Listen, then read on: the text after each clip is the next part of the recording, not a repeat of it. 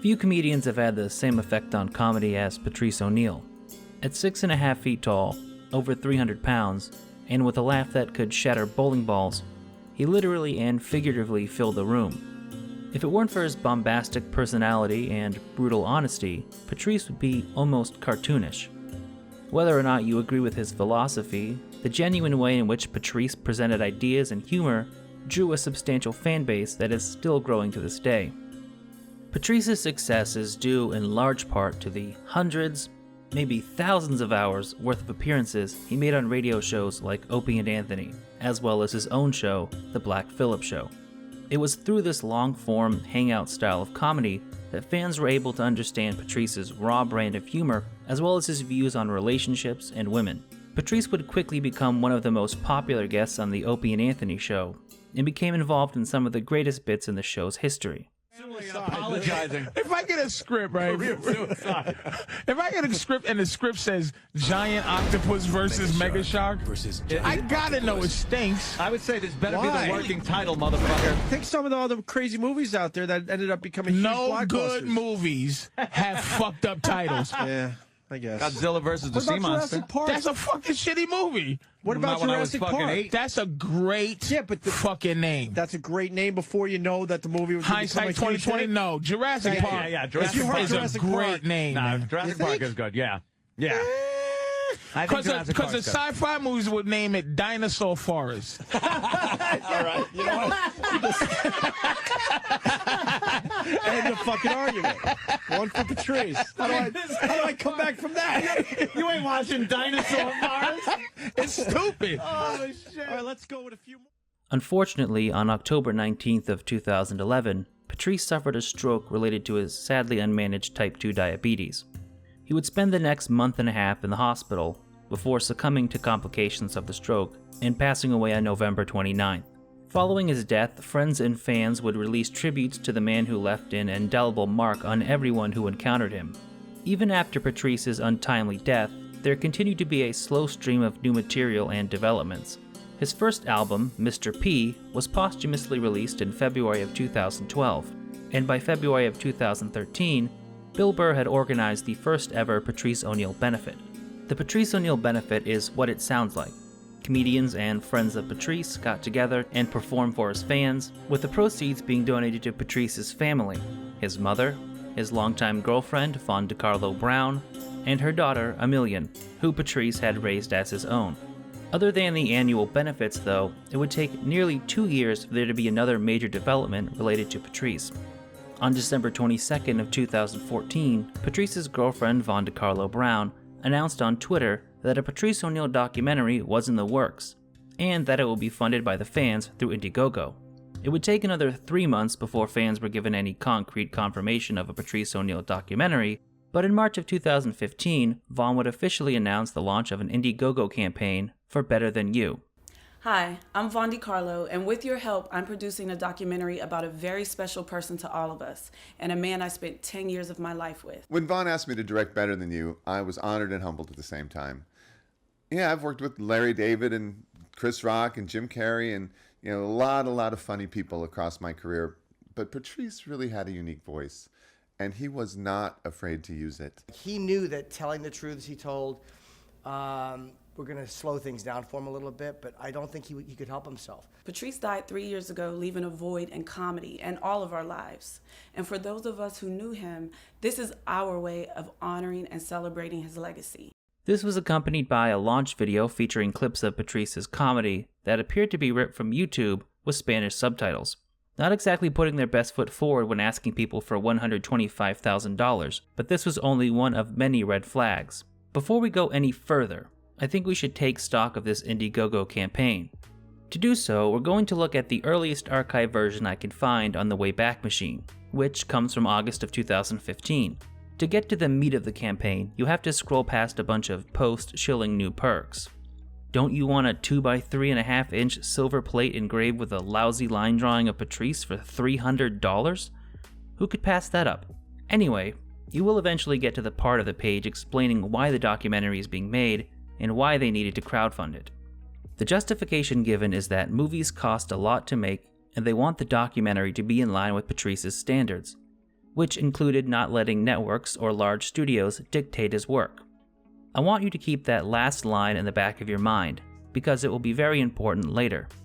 Things start getting confusing when you look at the breakdown of how the funds will be allocated. 58% goes to production. That means cameras, lighting, and sound equipment, crew, travel. Some of the comics are in LA, Patrice's mom is Boston, and per diem, the crew insists on eating. 19% goes to funder perks. That means the production, packaging, and shipping of the fun perks we're providing to you, our generous contributors. 14% goes to pre-production.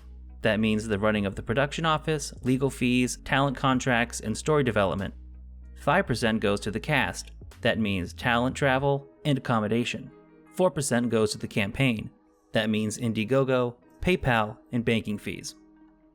It could just be me, but that breakdown seems to have no rhyme or reason. This is especially true when you realize that simple things like editing, color correction, titles, and credits aren't even included in the initial budget of $125,000. Legitimate movies have been shot entirely on iPhones. The budget for Tangerine was only $100,000, and that is a critically acclaimed movie with things like editing and credits. But Vaughn and company needed $25,000 more to produce a documentary about a comedian? At no point in this campaign, or even in later updates, do you get a better explanation for the necessity of crowdfunding $125,000.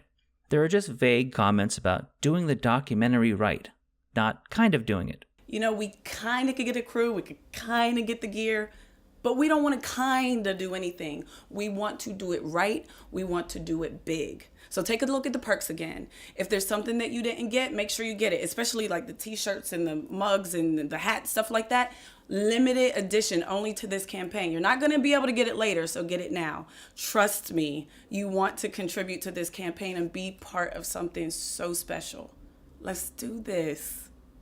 When Vaughn went on Opie and Jim Norton in April of 2015 to beg for money, she made a few evasive statements about traveling to locations like London and Brazil. We would love to film in Boston. We're going to do New York, of course, but I would love to be able to go to London. He had a whole life in London before he came here. On my dime? Yes, Daddy-O. As the executive producer of this film, it's my new title. Congratulations. I don't feel like Patrice O'Neal was in London enough to warrant a trip there. You What could about just Brazil? say, you could just say What at the about end, Brazil? And he went to London a lot, too. Thank you, Jimmy. What about Brazil? We're going to do a British comic on the phone. We have audio. A picture of the Tower of London, that'll do it. Well, Brazil is, you could talk about Brazil, sure. I don't know if you have to be in the country. Like, what would you do in the country? You might need reenactments. Reenactments? There was also the eyebrow-raising comment about reenactments. You know, Mike Myers just did a thing called Supermensch that, and there were, you know, kind of flashes of recreations in there just to keep it moving and be cool. And we're definitely going to do that sort of thing. But you know, look, the stories come from you guys. They absolutely do. How about this? You show a map, right? A map. And then you show like, oh, here's an airplane. And it goes to London. And then you have a set like, hey, here we are in London. Okay. That's a lot cheaper. Fuck it. Let's just shoot it on our cell phones. It's easier. Get a new iPhone or something. Let's do it, Mark. Now, I'm no filmmaker, but I have made 14 documentaries in the last year. Speaking from some experience, I don't think you need to travel across the globe to make a documentary about Patrice. Most of his close friends are based in New York or Boston, which is a train ride away. On top of that, according to Opie, they gave Vaughn the rights to clips of Patrice on Opie and Anthony free of charge. Things get even more confusing when you look at the funder perks. This campaign has more tiers than most AAA video games. Just looking at it would give Jim Sterling a heart attack. There are the usual kinds of perks. Get a mug, a t-shirt, a pre-release DVD, a credit in the film, and so on. Things start getting a little wacky when you cross the $500 mark. There are 4 separate $2,000 tiers, and they haven't aged well. Be on the air with Opie and Jim. Or if you're more of a compound media gal, you could have a private screening of Better Than You from Anthony Cumia's home theater. Children admitted free. Also for $2,000, you could spend one entire day with the crew, experiencing the magic of movie making and lunch. Speaking of, I think it's time we get to know the brain trust behind this project. Quote, Vaughn Decarlo, producer. Vaughn and Patrice spent 10 years together. They were best friends, lovers, and most of all, partners. Patrice's work was often inspired by this brutally honest and outside-the-box relationship. Likewise, Vaughn's work is influenced by the immense insight into men and relationships she garnered from her life with Patrice, and her book, Speak Fluent Man, is due to be released this spring. Vaughn produced Patrice's 2 comedy albums, Mr. P and Unreleased, and produced the music for his hour special, Elephant in the Room. Mark Ferrell, producer/director. A director, producer, and writer, Mark has helped bring to life projects including the pilot of Curb Your Enthusiasm for HBO, Ben Stiller's Comedy Roundtable with Ben Stiller, Jim Carrey, Chris Rock, and Bill Hader for Epics, 2 seasons of Z-Rock, Nick Cannon's sketch comedy show Short Circuits on MTV, many comedy specials including Howie Mandel's Howiewood, and 6 stand-up comedy series on Comedy Central. Sanson Fibri, producer. Sanson is an accomplished screenwriter and producer. Her first screenplay, Dream in American, was released on VOD and Amazon in 2011. She then created a TV show and feature script, Mile High, before joining forces with Mark Ferrell to form Mile High Productions, an entertainment and production company dedicated to innovative and compelling storytelling. Finally, Jason Steinberg, producer. Jason is a talent manager who proudly represented Patrice from 1999 to 2007, and that time Patrice had comedy specials air on HBO, Showtime, and Comedy Central. End quote. Red flags again. Not one of these people mentioned any experience making documentaries. I wouldn't say that Vaughn shouldn't be involved in the project, but she literally has no experience or knowledge that could be of any use. Her only experience beyond being Patrice's girlfriend is a few minor roles on commercials and TV shows from the early 2000s. The producer/director, Mark Ferrell, claims to have brought life to projects like the pilot of Curb Your Enthusiasm, but he is so deep in obscurity that he's basically impossible to find unless you add specific keywords from this bio. This only brings you to an IMDb page, which Mark Ferrell himself wrote. Sanson Fibri claims to be an accomplished screenwriter and producer, but only has 2 credits to her name. Her bio also states she joined forces with Mark Ferrell to form Mile High Productions, but when you Google that, you find a Colorado-based production company that makes home and garden videos. Her most recent project appears to be an AI-driven dream interpretation app called Dream Me. Dream Me app, capital D, REA, capital ME. Okay, now what does this do? There's this whole thing about dreams and dream analysis. It's been going on forever. Correct. So it's really the only dream interpretation app that utilizes machine learning, which is a subcategory of artificial intelligence, in order to truly create personalized dream interpretations. So it's giving you self-insights from your nightly dreams.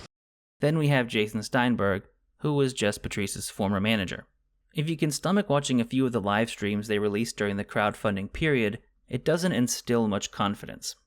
Vaughn spends most of her time on her phone, while the producer/director, Mark Ferrell, sounds like somebody playing a parody of Paul Feig. $150 gets us a little closer to making the movie, and you maybe in the movie. So that would be awesome. Do that. You know, so far nobody's done that, and we really want those stories. We really want to hear from the whole reason we're doing crowdfunding is because Patrice didn't love network intervention, didn't want people in his stuff. You get the sense that they have no experience crowdfunding and have not planned what they're going to do after they get the money. We have dropped an unprecedented amount of hours and emotion into this project already, and we haven't even shot one thing. We shot the video to introduce this, and that's it. And now we're doing this, which is crazy. But you know, it's really been a whole deal just to try to get this together. In spite of all the red flags we've seen so far, Patrice O'Neal fans were hungry enough for new content that they managed to exceed the goal of the Indiegogo campaign by over $4,000. And this is about where everything starts falling apart. As you probably figured out by the title, it's been 4 years and we still have no Better Than You documentary. Most of the websites dedicated to the movie are gone, and we have heard virtually nothing from the people involved.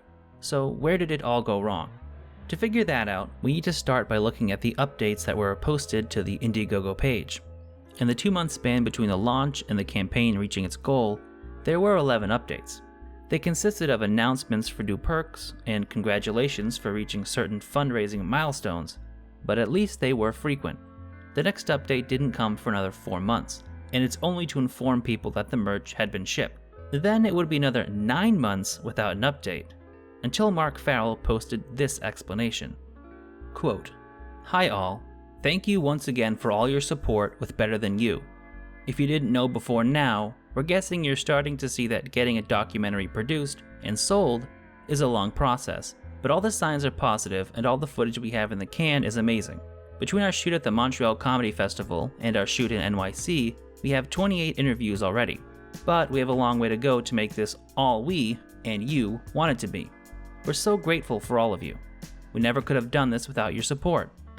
Currently, we are in the process of meetings with networks and distributors, as well as potential private investors to help us finish what we started. It's all part of the process." End quote. In my opinion, this one update puts all of the information we have about this incident into perspective. This post from Mark Ferrell would be the last major update to the Better Than You Indiegogo page for well over 2 years. All the while, the backers were becoming increasingly restless, which you can see from the comment section. Apparently, updates were difficult to come by elsewhere, with Vaughn not responding to tweets and no communication from the Patrice Doc BTY Gmail. But in October of 2017, fans would get an unexpected update when the interviews filmed for the documentary were suddenly and inexplicably uploaded to YouTube, although in unlisted form and embedded on the Better Than You website. I can see Norton throwing his platitudes at bromides. We understand he had a little breakdown and cried. Nauseating. This was obviously a bit annoying to anyone who had invested their hard-earned money into the project and had been waiting over a year for an update. Moreover, it was just weird to see the interviews dumped onto YouTube. From what I can gather, this was because the project was effectively dead in the water by late 2017.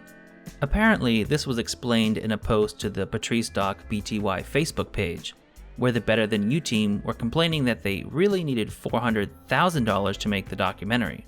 However, this page was later deleted, and the only evidence confirming this claim comes from the Patrice O'Neal subreddit. A possible explanation for the necessity of additional funds could be the reenactments mentioned earlier, or what the Better Than You team referred to as recreations.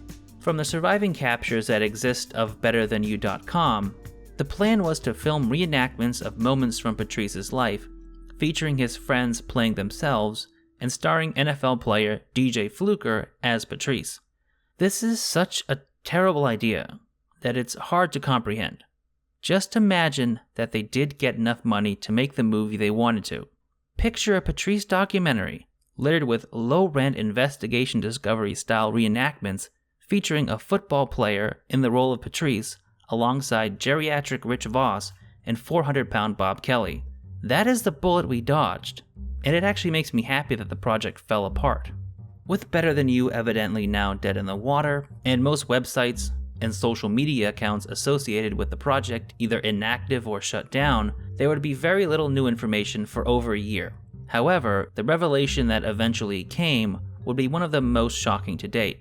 On December 3rd of 2018, Saints and Febri would post another update to the Better Than You Indiegogo page to inform backers about the project's latest development.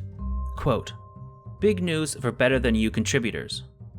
Dear contributors of the Better Than You Patrice O'Neal documentary Indiegogo campaign, after quite some time and numerous attempts to reconcile differences, Mark, Jason, and Sanson, collectively 3/4 of the producing team, had to part ways with Von Decarlo and to hand the finishing and distributing of the film to Comedy Central.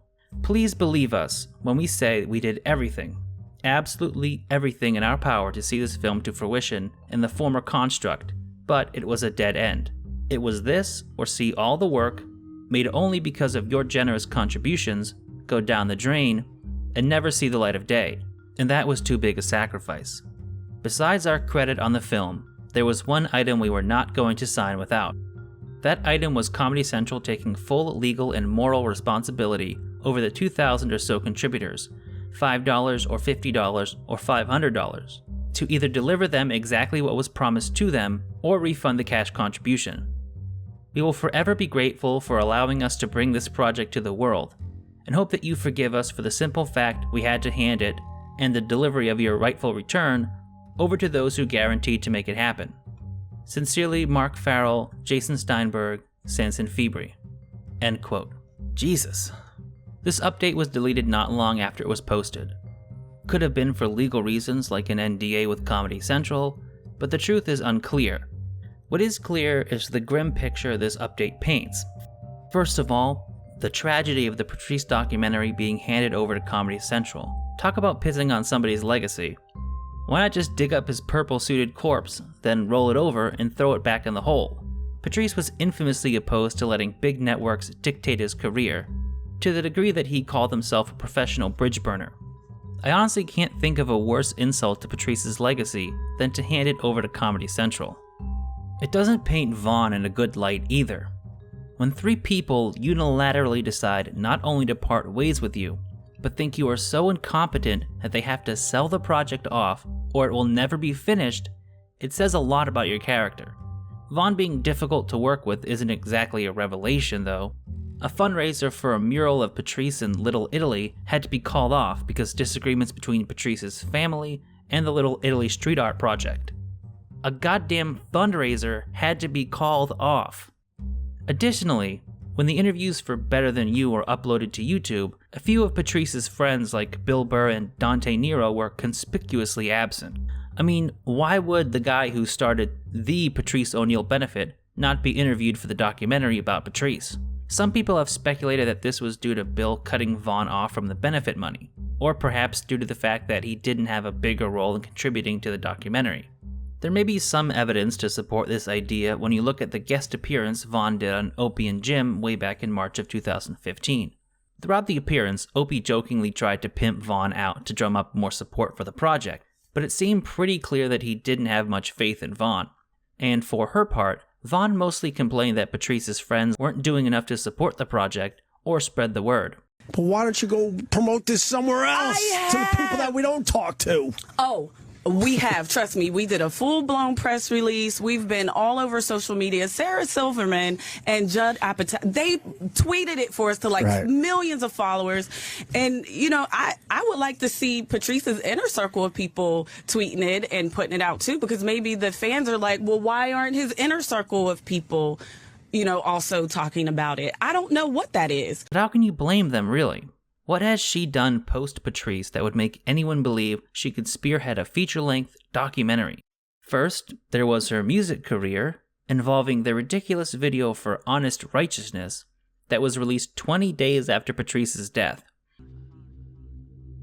Define diva. Know your lane.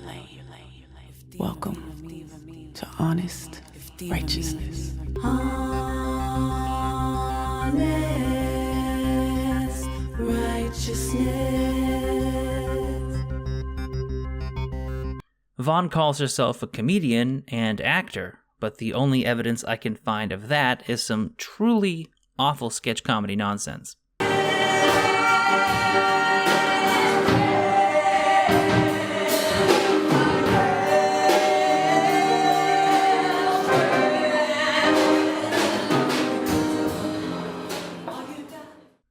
Maybe the skits on her basketball web show, Talking Trash, count as acting.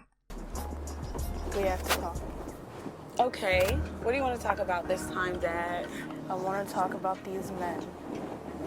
These men that you're bringing around my grandson. Oh, not again, Dad. I mean, I'm with one guy at a time. You don't understand. The only thing of note that Vaughn has done after Patrice died is leveraging her relationship with Patrice into a book called Speak Fluent Man that repackaged the philosophies taught to her by Patrice O'Neal that enabled her to speak fluent man and have such a unique, successful relationship with him for a decade. She tried to parlay this book into a career as some kind of relationship coach, and now goes by the nickname Coach Vaughn. I've known Coach Vaughn for 15 years. She used to be coached by a head coach that is phenomenal, and the game that he's given her has been extraordinary, and his name is Patrice O'Neal. If he stamped her, it's coming out the backboard. Slam dunk LeBron James. I even think that was an alley-oop in a way. More recently, Vaughn has been trying to step out of Patrice's shadow and establish a name of her own. I know what my responsibility is. I love Patrice. I was with him for 10 years. You know, I'm doing my best to secure his legacy. But the things that I do are very separate. And for myself and my comedy, you wouldn't believe that some people just, even when I was in Montreal, oh my God, you were so funny. I loved your set. Patrice is my favorite comedian. Can we take a picture? At my launch party. Yeah. Oh my God. I'm such a big fan of yours. Patrice is my favorite comedian. Right. Yeah, you'll get that a lot. You'll get that throughout Constantly. But I've said from day one, like if you're following me on social media because of Patrice, unfollow me. He has his own account. Mm-hmm. You will get all Patrice O'Neal information on his social media accounts. Patrice O'Neal Official on Instagram, Big Mama Prods, which was his original Twitter account, and patriceoneal.com. All the information is there. I'm doing my absolute best. Right. But the documentary is fine. I know that people saw some material once upon a time. Some things was released that shouldn't have been. It was not with permission, but everything is fine. Everything is under control. It is absolutely not done and absolutely not disappearing. As long as I'm living and breathing, it's going to happen, and it's going to secure his legacy as it's supposed to. But with that being said, in the meantime, you've got to live and I am earn, allowed to and, live. Yeah. I'm allowed to do what I'm doing. And Yeah. I'm done making apologies for it. You know what I mean? And it's my fault. Like, a lot of people don't know my background in comedy, didn't know that I was doing stand-up before Patrice and I were together. I kind of paled in the background and almost became mute. I say all the time, you know, for 10 years, I didn't even have my own name. I was Patrice's woman and Mimi's mom. How do you essentially tell Patrice fans that you're tired of hearing about him when you spent the last 7 years talking about and promoting his work? How do you go from posthumously promoting yourself to fiancé and widow to saying that he has his own social media accounts? Coincidentally, right around the time the Indiegogo gravy train derails, the documentary changes hands, and you have backers breathing down your neck looking for any explanation. Unfortunately, the ultimate fate of Better Than You is currently unknown. I think we do have enough general information to form a theory about how the documentary got to this point, though. Given everything we've seen so far, I think it's safe to say that Better Than You was a scam from the beginning. This is because it was based upon the lie that the documentary would be funded by the fans to uphold Patrice's standards. However, we know that the intention of the team was to sell the documentary to a network or pitch it to investors. Something they didn't mention when they were asking people for money. The whole reason we're doing crowdfunding is because Patrice didn't love network intervention, didn't want people in his stuff. What happened to the $130,000 they raised is a bit more hazy. We know they shot some footage in Montreal, but the only content we've ever seen were the 28 interviews that were uploaded to YouTube. I just don't see how you can spend $130K on a few dozen interviews with people I highly doubt were asking for any compensation. It's possible that they used the money to reimburse themselves for all the blood, sweat, tears, and money they poured into the project before the campaign began. But I think it's more likely that they just horribly mismanaged their funds. This seems plausible when the main brain behind the documentary spends money on vanity music videos and wanted to include reenactments with an NFL football player starring as Patrice. My personal theory is that they burned through all their cash within months of the campaign, and it spent the next few years in limbo because Ferrell, Fabry, and Steinberg wanted to wash their hands of the project, while Vaughn was unwilling to let go. She's still claiming to be involved with the documentary, even though Sanson's now deleted update explained that Comedy Central had taken complete legal and moral responsibility for the project. I can't really speak on the documentary, but it's with a major network right now. We're in the process. They're going to do their own press release and everything about it. If I could say things, I would. Do you have anything to do with it at this point? Absolutely. So it's not gone and dead? No, absolutely not. But it has gone through a lot of changes, and without saying too much, there's a lot that goes into creating a film that you wouldn't even believe. And that is about all we know at the moment. I wish there was a way to tie a nice little bow around everything, but we simply don't have any closure yet. The documentary is in the hands of Comedy Central now. How they handle the project is anyone's guess. Will it be a feature-length film? Will a network that has grown increasingly politically correct in recent years be able to give an unfiltered account of Patrice's life? Will it even be made? Or did Comedy Central simply buy the property to sit on it? Sadly, we just have to wait and see. As always, I want to thank you all for watching the video, as well as liking, commenting, and subscribing. This was a video that I've had on my mind for some time now. I'm not as big a fan of Patrice as some people, but he still brought me a lot of laughs over the years, and it's just a shame to see the documentary go the way it did. The saddest part of the whole situation is that it could have been solved with just a little honesty up front. Either tell the fans how much money you really need, or be truthful with your intentions to sell the project to a network. But we all know why they didn't do that. If you like this video and you want to support my channel, feel free to check out my Patreon and my Twitter, which I will link in the description. And of course, a special thank you to my supporters on Patreon. Thank you, Jack, Bones CK, Wrestling Soup, James Taylor, Yuko, Kevin Howard, Danny, Thomas Drawheap, Jackie, Unfortunate Mishap, Lara Williams, Mersh, Adam Carey, Harry Balls, SF69er, The Love from Up Above, Andrew Owens, and Mo Dowd.